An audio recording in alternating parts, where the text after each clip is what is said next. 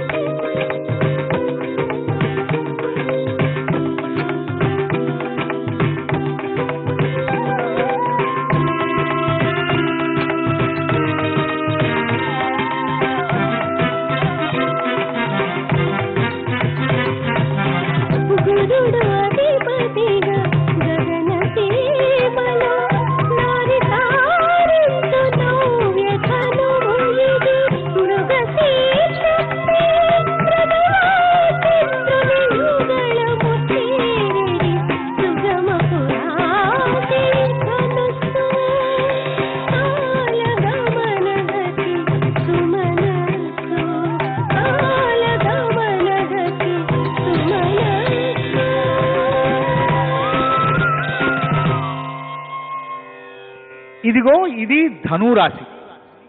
ఈ రాశిలో జన్మించిన వారు వీరులు, శూరులు. ఆడిన మాట ఎప్పటికీ తప్పరు.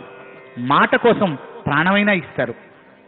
ఈ ఏడాది వీరికి ఆదాయం 5, వ్యయం 14, రాజపూజ్యం 6, అవమానం 1. అందుకే మాట కోసం నిలబడి కీర్తి సంపాదించుకుంటారు, మంచి పేరు వస్తుంది. ఉత్తరాషాఢాత్రయం శ్రవణధనిష్టద్వయం మకరం